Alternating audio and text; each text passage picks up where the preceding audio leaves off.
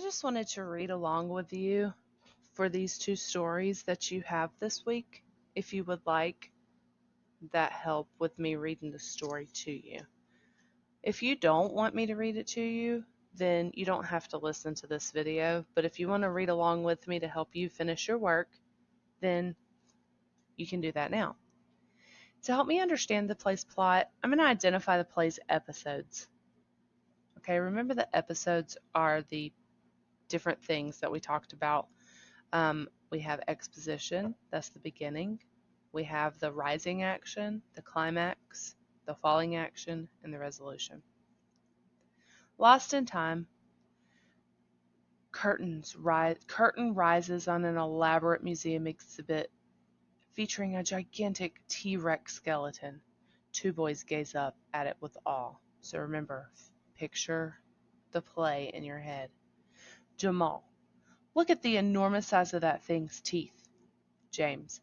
That thing is the tyrant king of the dinosaur world, the ferocious and infamous Tyrannosaurus Rex. Jamal. Cool, Mr. Flynn will have a field day with this guy. As they glance around, the boys discover they're alone. James. We've lost our class. They must have kept going. Jamal. Well, we'll just have to find the mummies, right? James. Yeah, but we have a ton of territory to cover. The boys begin walking. As they pass the T-Rex, a tremendous roar booms out and they jump back, terrified. Jamal. Is it just me or did that skeleton make a noise? James, breathing heavily. Yes, sound effects, I suppose. We have to find our class. We're 4 hours from home. Jamal. Feels like we're in the jungle a billion years ago. A vast variety of dinosaur sounds resonate as the boys continue trekking through the museum. Suddenly, a distressed teacher hurriedly runs onto the stage. Mr. Flynn. James! Jamal! I've been searching everywhere. What were you? Extremely distracted. This is a remarkable new exhibit. We've just enough time to get the class and take in the dinosaur display before lunch. Okay, so while you're reading this, I want you to notice how James and Jamal's problem, how is their problem solved? Think about the episode at the end of the play that resolves the conflict. Okay, I'm not going to do this work for you. I want you to do this thinking work. Okay, I want you to think about the sentences that illustrate the rising action, the climax, and the falling action. How do these events work together to lead to the story's current resolution? Okay, you can pause the video here and answer the questions 1 through 3. Remember that your hints, which choice illustrates the main problem that drives the rest of the events? For number 1, what is the conflict? What's the main problem? It says the dinosaur exhibit distracts people too much. The boys have gotten separated from their class. The boys don't know their way around the city, or the teacher's angry at the boys for not paying attention. What is the main problem? Don't forget that you are looking for the main problem, not just a smaller problem. Okay. Number 2, which episode from the plot serves as the resolution? And remember, you're looking for the choice that shows how the play's problem is solved without focusing on the events that lead up to that. All right, so how is the problem solved? James and Jamal get distracted by the T-Rex and end up lost. James and Jamal make a plan to search for their class. James and Jamal hear noises coming from the dinosaur display. James and Jamal are found by Mr. Flynn and go get their class. Okay, so what solves the problem? And then in number 3, it says, explain another way that the author could have resolved the conflict in this play. Describe whether or not it would be a good resolution based on the play's plot events. Use specific examples to support your response. Okay, so remember, your hint is, what is the conflict? Would an alternative resolution solve the problem? Why or why not? If you think about that, then you could change the play to show a different way the author could have resolved the conflict, another way. So you're going to give me a different resolution. Okay, so if you just pause the video and answer 1 through 3 on your Google form, and then you can come back and I'm going to read from Black Beauty with you. Okay, so just push pause until you're ready for Black Beauty. Okay, whenever you're ready, we're going to read Black Beauty.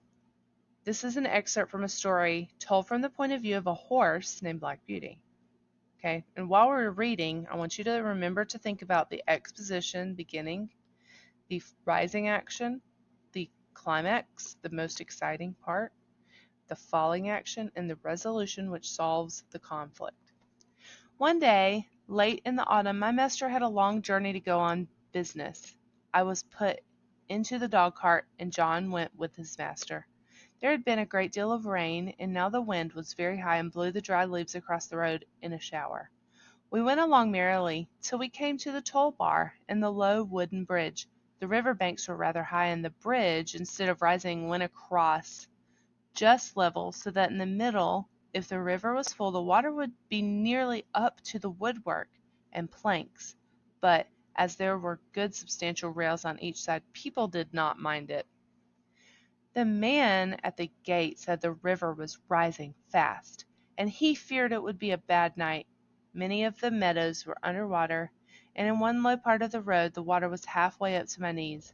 The bottom was good, and master drove gently, so it was no matter. When we got to the town, of course, I had a good bait, but as the master's business engaged him in a long time, we did not start for home till rather late in the afternoon. The wind was then much higher, and I heard that master say to John that he had never been out in such a storm, and so I thought, as we went along the skirts of the wood, where the great branches were swaying about like twigs, and the rushing sound was terrible. "I wish we were well out of this wood," said my master. "Yes, sir," said John. "It would be rather awkward if one of those branches came down upon us."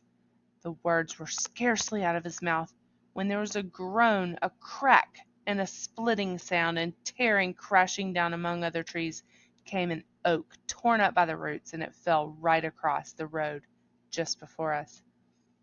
"That was a very near touch," said my master. "What's to be done now?" "Well, sir, we can't drive over the tree, nor yet get round it. There will be nothing for it but to go back to the 4 Crossways, and that will be a good 6 miles before we get round to the wooden bridge again." So back we went, and round by the crossroads, but by the time we got to the bridge it was very nearly dark. We could just see that the water was over the middle of it, but as that happened sometimes when the floods were out, master did not stop. We were going along at a good pace, but the moment my feet touched the first part of the bridge I felt sure there was something wrong. I dare not go forward, and I made a dead stop. "Go on, Beauty," said my master, and he gave me a touch with the whip, but I dare not stir. He gave me a sharp cut. I jumped, but I dare not go forward.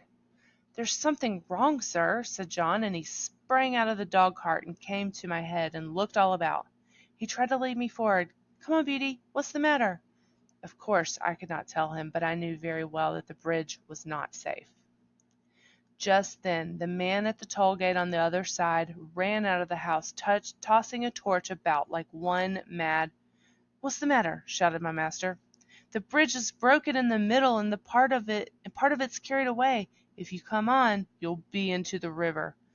"Thank God," said my master. "You, Beauty," said John, and took the bridle and gently turned me round to the right-hand road by the riverside. The sun had set some time. The wind seemed to have lulled off after that furious blast which tore up the tree. It grew darker and darker, stiller and stiller. I trotted quietly along, the wheels hardly making a sound on the soft road. We saw a light at the hall door and at the upper windows. As we came up, mistress ran out, saying, "Are you really safe, my dear? Oh, I've been so anxious, fancying all sorts of things. Have you had no accident?" "No, my dear, but if your Black Beauty had not been wiser than we were, we should have all been carried down the river at the wooden bridge." I heard no more as they went into the house, and John took me to the stable. Oh, what a good supper he gave me that night! A good bran mash and some crushed beans with my oats, and such a thick bed of straw, and I was glad of it, for I was tired. Okay, So from that little episode, I want you to think about what was the beginning, the rising action, the climax, the most exciting part, the falling action, and the resolution, which solves the problem. Okay.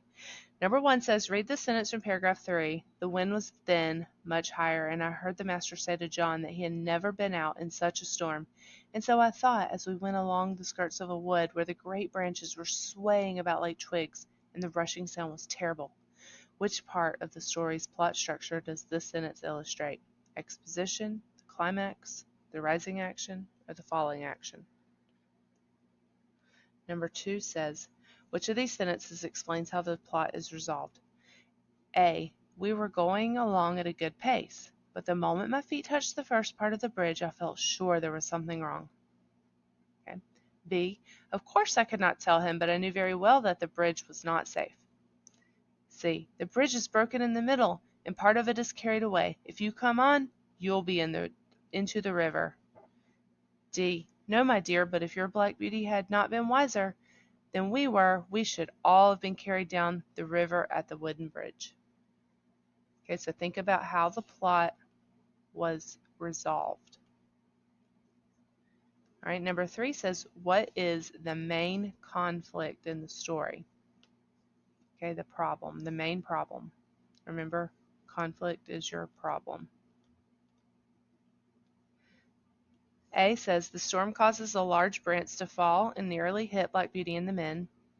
B says, the men want Black Beauty to cross the bridge, but he knows it is out. C says, the bridge breaks and is washed away by the rising water. And D says, the master must go into town for business during a terrible storm. Okay, what is the main conflict or problem?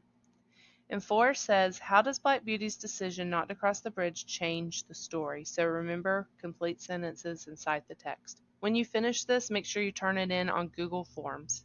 Okay, thank you.